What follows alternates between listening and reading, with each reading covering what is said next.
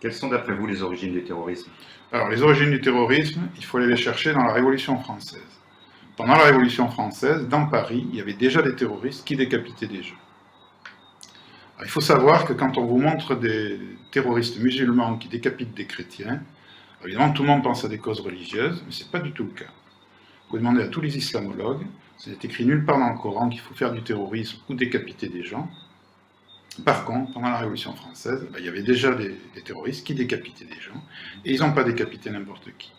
Ils ont décapité les proches du roi, ils ont décapité les ministres du roi, ils ont décapité le gouverneur de la Bastille, les gardes du roi.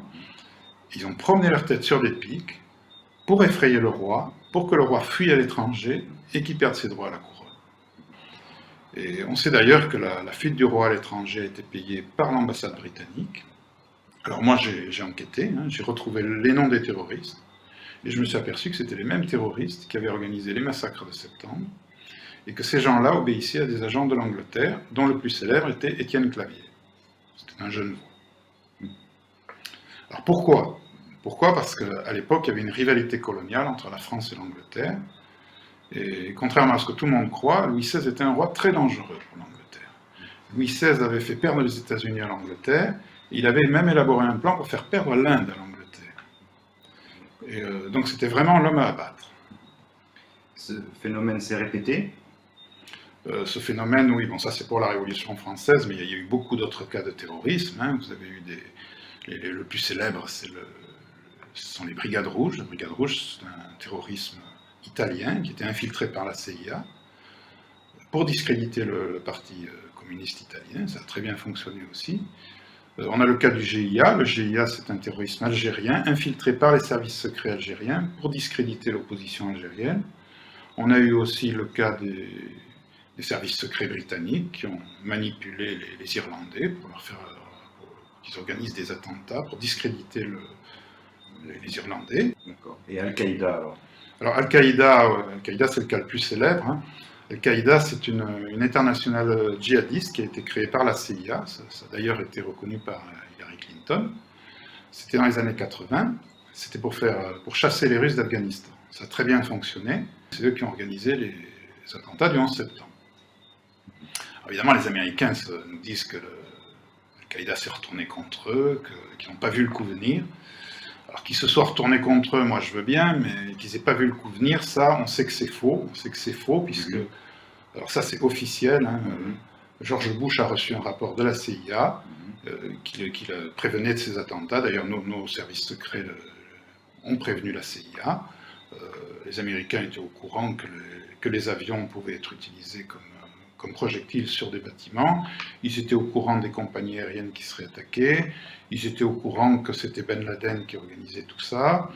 Ils étaient au courant de beaucoup de choses. Et d'ailleurs, ils ont eu l'occasion d'arrêter Ben Laden à 5 reprises. Et à chaque fois, ils ont annulé les opérations pour des raisons tout à fait futiles.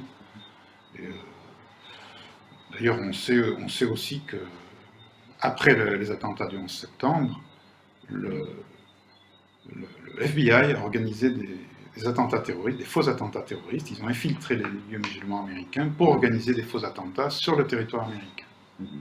Et ça, on en est absolument sûr, puisqu'on a le témoignage de Mike Jarman, qui est un ancien du FBI, et qui raconte tout ça en détail. Il suffit de regarder l'émission Envoyé spécial, je crois que c'est celle du 12 février 2015. Et ça, c'est vraiment public. L'actualité, c'est bien sûr l'État islamique. Oui, alors l'État islamique, c'est à peu près pareil. On sait que l'État islamique est né dans les prisons américaines. Les Américains ont mélangé dans leurs prisons les plus dangereux terroristes avec les autres prisonniers. Alors évidemment, qu'est-ce qu'ils ont fait? Ils ont formé d'autres terroristes. Et non seulement ils les ont mélangés, mais ils leur ont permis de se déplacer de cellule en cellule pour former d'autres terroristes. Et en plus de ça, ils les ont libérés.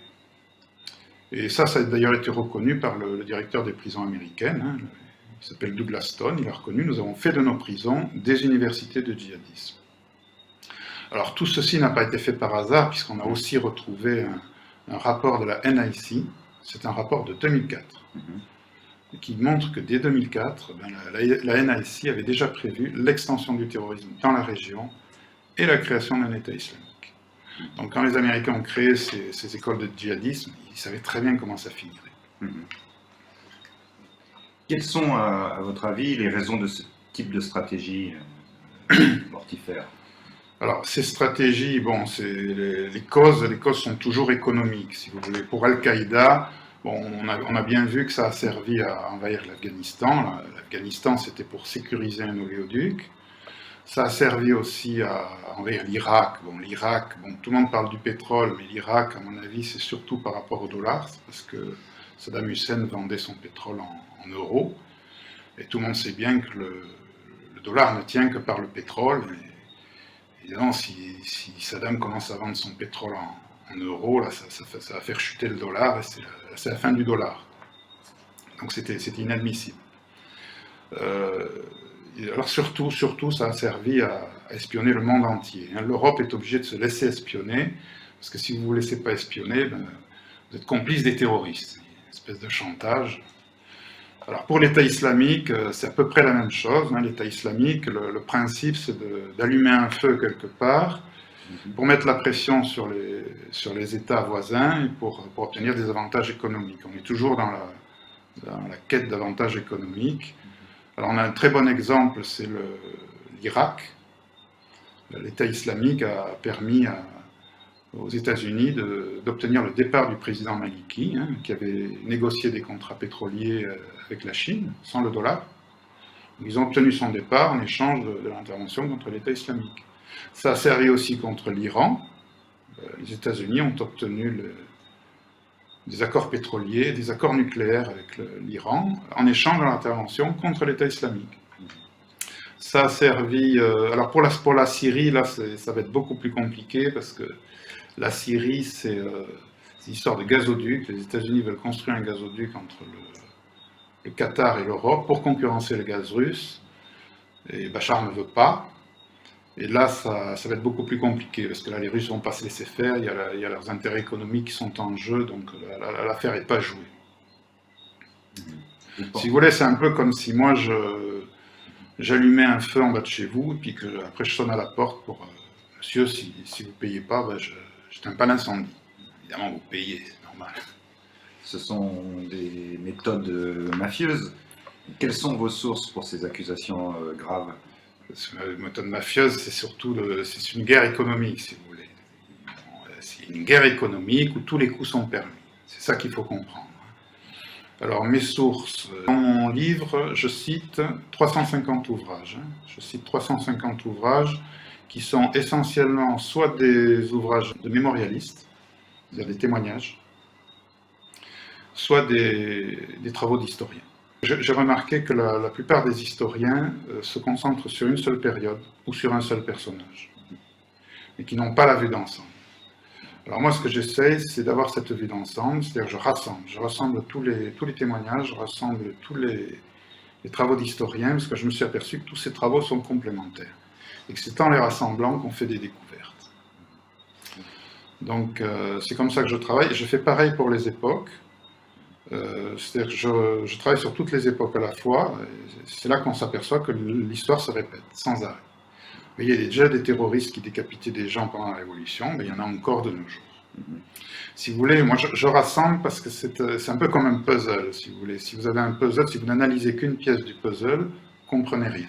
Si vous rassemblez les pièces, même si vous avez que la moitié des pièces, vous voyez à peu près qu'est-ce que c'est.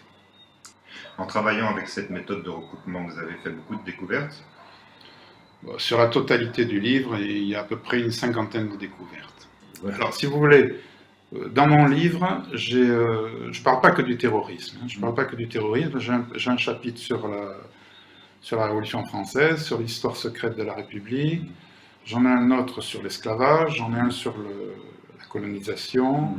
J'en ai un sur l'Europe. Alors, ça, c'est le plus gros. J'en ai même un sur l'armée française, sur l'histoire des guerres, les origines des guerres. Je parle aussi du terrorisme, mais ce n'est pas le plus gros. En conclusion, en quoi votre livre éclaire l'actualité géopolitique actuelle? Je veux dire, concernant le terrorisme, ce que je peux vous dire, c'est que le point commun qu'on peut trouver dans tous ces terrorismes que j'ai énumérés, c'est qu'à chaque fois on a affaire à un terrorisme d'État. terrorisme d'État, instrumentalisé par un État contre un autre État, ou contre un peuple, ou contre son propre peuple, des fois. Et les causes sont toujours économiques ou politiques, mais en aucun cas religieuses. Les religions servent à manipuler les gens, mais ce ne sont pas les vraies causes. Si j'avais une conclusion à tirer de tout ça, je dirais que le jour où tous les terroristes du monde entier auront compris qu'en faisant du terrorisme, ils jouent contre leur camp, ils font le jeu de leurs adversaires, je pense que ce jour-là, on en aura peut-être fini avec le terrorisme.